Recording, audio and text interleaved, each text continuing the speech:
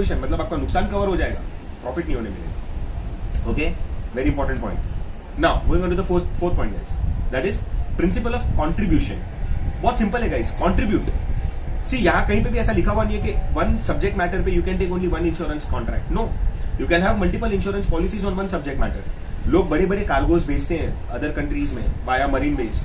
Okay, 10-10, 20-20, 25-25 crore का माल होता है and it may not become possible for one company to cover for the whole contract. तो एक इंसान क्या करेगा, ये बड़े बड़े कंसाइनमेंट्स को 2-3 इंश्योरेंस कंपनीज को अप्रोच करके कॉन्ट्रीब्यूट करवाएगा। For example, I have a property worth से फॉर एग्जाम्पल 50 लाख रुपीज, और मैं एक कंपनी के पास जाता हूँ, बोलता हूँ यार I want to cover it for 50 lakhs against the risk of fire. वो कंपनी बोलता है कि नहीं सर, मैं आपको पूरा 50 lakhs नहीं दे पाऊंगा। तो आई एम लाइक सर तो कितना हो सकता है? तो that company says I will ensure it worth 25 lakhs। Okay, वो इंश्योरेंस लेके मैं दूसरी कंपनी के पास जाता हूँ, उसको मैं सेम सिचुएशन बताता हूँ कि I have a subject matter, I have a property worth 50 lakh rupees. एक कंपनी ने मेरे को 25 lakhs का कवर दिया है, I want to insure it for the other 25 lakhs, और वो कंपनी अग्री करती। तो अभी हुआ क्या कि एक सब्जेक्ट मैटर पे I got 2 insurance covers worth 25 that is 50 lakh rupees.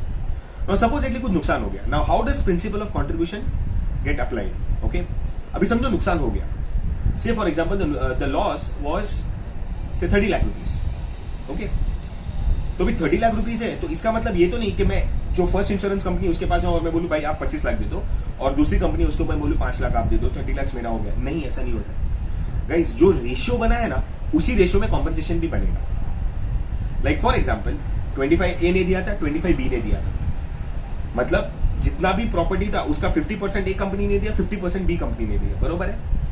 Now let us calculate the loss. Loss कितना हुआ? 30 लाख रुपीज, बरोबर है। तो ऑब्वियसली 30 से ज्यादा तो मेरे को मिलेगा नहीं, इंडेमनिटी वाला पॉइंट मिलना है तो मेरे को 30 मिलना है। तो in what ratio will they both give me? They will give it in the ratio of their contribution. मतलब 30 lakhs का ए कंपनी विल गिव मी 50% और बाकी का बी कंपनी विल गिव। मतलब ए कंपनी 30 lakhs का 50% इज 15 lakhs, बी कंपनी का same जो 30 lakhs था उसका 50% वो दे देगा, दैट इज 15 lakhs। मतलब 15 from A company, 15 from B company, मेरा 30 lakhs हो जाएगा। This is how the principle of contribution works guys. किसी एक कंपनी को मैं नहीं बोल सकता हूँ। एग्जांपल ले लो, अगर मेरा लॉस खाली 10 lakhs का होता and I would have approached company A, और कंपनी ए बिकॉज उसने 25 lakhs का मेरे को कवर करके दिया, मैं पूरा का पूरा उससे मांगू, डजंट मेक सेंस। मेरे को 5 लाख उससे लेना है, 5 लाख बी से लेना है। Again according to the ratio आप कैलकुलेट करोगे, आपको समझ जाएगा, right? So guys this is principle of contribution. Next, principle of subrogation guys, fifth one. अब 3 ही बाकी, ओके।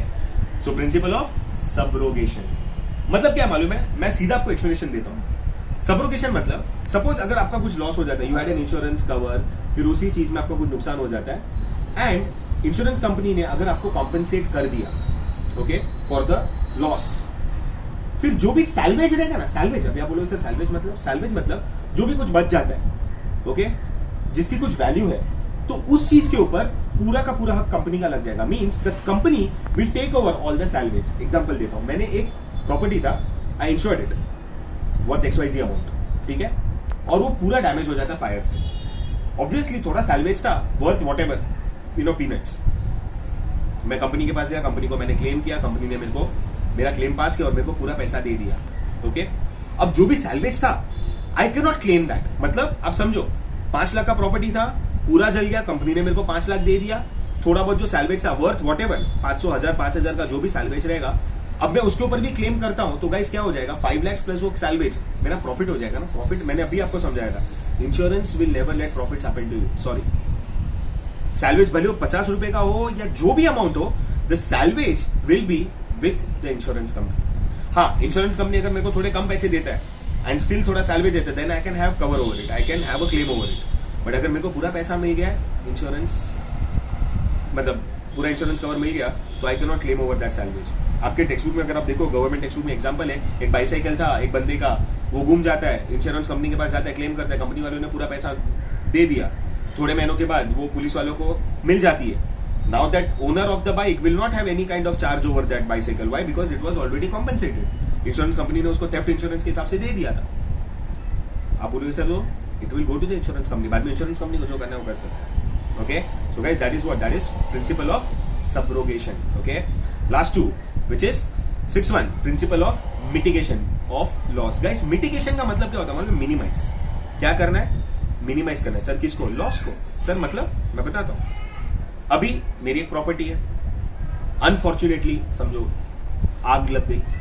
अब मेरे को बाहर देख के ऐसा देखना नहीं हो कि आग लगी है ना, जाने दो, आई बी लाइक रिलैक्स्ड, कोई टेंशन नहीं है, मेरे पास इंश्योरेंस है. नहीं, from my side I have to make sure कि मैं कुछ भी करके ट्राई करूं टू मिनिमाइज द लॉस. मतलब जो भी मैं अंदर का सामान है या कुछ भी वैल्यूएबल प्रॉपर्टी में से बचता है, I have to take maximum efforts and the best possible efforts to make sure that मैं वो बचाऊं, so that I minimise my loss. Invariably I am minimising the loss of the company.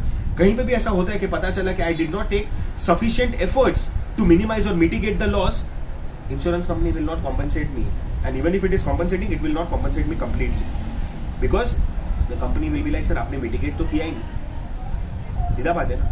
So whatever if it is in your control, you have to try to minimize the loss, you have to mitigate the loss. जो हो सकता है आपसे, जो आपसे बन सकता है आप करो, but do not be relaxed कि हाँ भाई मेरे पास इंश्योरेंस है, I am relaxed. No, not possible. Okay, that is guys second last one, which is mitigation of loss, principle of mitigation of loss. Last one, principle of causa proxima. आप बोलोगे sir ये क्या है? causa proxima उल्टा सुनाता हूं. It is called as principle of nearest cause. मतलब proxima is proximity, cause means जिस कारण से नुकसान हुआ है. अब जब भी इंश्योरेंस कंपनी आपको कॉम्पनसेट करता है ना, तो company will go to the nearest cause of the loss. Okay, actual loss कैसे हुआ वो नहीं दिखता है. जो एक्चुअल जो लॉस दिखता है वो नहीं दिखेगा. जो एक्चुअल लॉस रहेगा ना guys, that would be considered by the company. Sir नहीं समझ में आ रहा, मैं बताता हूँ. I'll give you an example. मैंने क्या किया, मैंने कार्गो भेजा फॉरेन कंट्री में of some perishable goods like fruits or something. It was supposed to reach on one particular day. It did not reach. Okay. And वहाँ पे जो मेरा इंपोर्टर था उसने चेक किया and he said, ये सर ये आपके पेरिशेबल जैसे फ्रूट्स वगैरह थे, they were damaged, और उसने रिजेक्ट कर दिया. अब मैं गया मेरी कंपनी के पास, मैंने मरीन इंश्योरेंस लिया हुआ था. मैं बोला सर ये फ्रूट्स मेरे सब खराब हो गए, सब सड़ गए, kindly compensate me for the loss. अब कंपनी ने क्या सड़ा हुआ फ्रूट देख के बोल दिया ओके आपका लॉस हुआ, मैं आपको दे देता हूं. नहीं, it will go to look at the actual cause. Okay, अब पता करने पे पता चला कि ये जो सड़ना था ना, पेरिशेबल था. It is obviously going to वो स्पॉइल होने वाला है, डैमेज होने वाला है उसमें. ओके, पेरिश होने वाला है वो. तो क्यों हुआ? Because there was a delay. क्या हुआ? डिले हो गया. अच्छा सर डिले क्यों हुआ?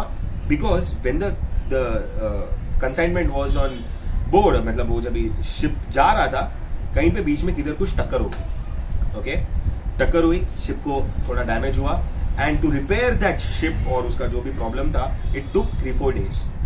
एंड वो 3-4 days वो शिप एक ही जगह पे एंकर्ड था. It did not go forward. So because वो 3-4 दिन एक ही जगह पे रुका हुआ था, it reach the port of destination late. And late हुआ, पेरिशेबिलिटी का फैक्टर है, तो कुछ पेरिश हो गया. अब इंश्योरेंस कंपनी को मैं बोलूंगा कि भाई मेरे को आप क्लेम दो, तो इंश्योरेंस कंपनी भी मेरे को नहीं देने वाला है. बिकॉज इंश्योरेंस कंपनी अगर कोई नेचुरल फैक्टर से अगर गुड्स खराब हो जाते या कोई डैमेज हो जाते, then the company was obliged to give me compensation. यहाँ पे डैमेज होने का जो रीजन था वाज डिले, एंड डिले का कंपनी ने कहीं पे भी कवर नहीं किया हुआ था. द पॉइंट इज कि when the company is giving you any kind of compensation on your damage, on your claim, it will look at the nearest cause of the problem, and the nearest cause if it is covered you will be 100% compensated. but अगर वो cause जिस reason से आपका loss हुआ है, जो reason से आपका डैमेज हुआ है, ओके, वो अगर कवर नहीं होता है तो आपको कभी भी कॉम्पनसेशन नहीं मिलेगा. Insurance company is not obliged to that. Okay, so guys ये क्या था? This was principle of causa proxima, I guess, and I hope आपको ये सब के सब very important 8 mark worth answer है गाइस ये बोर्ड एग्जाम में. दिस वेरी इंपॉर्टेंट आंसर आपको समझा रहेगा. अगर आप एग्जाम में अटेम्प्ट करते हो, प्लीज गाइस मेक श्योर कि अगर 8 मार्क्स के लिए आप अटेम्प्ट करते हो तो you have to give examples to this answer, otherwise you are not going to score full marks. Okay, इसमें एग्जांपल्स देना बहुत जरूरी है. यू टेक एनी एग्जांपल और you take examples which are in the textbook, you explain that, it will become easier for you. So this is one small secret to understand this answer guys. Examples पढ़ोगे तो आपको और easily समझ में आ जाएगा. Okay, and I hope ये आज का सेशन आपको आपकी पढ़ाई को और इजी करेगा ये आंसर अंडरस्टैंड करने में. Okay, so till next time guys, take care and best of luck. Okay, bye bye, see you.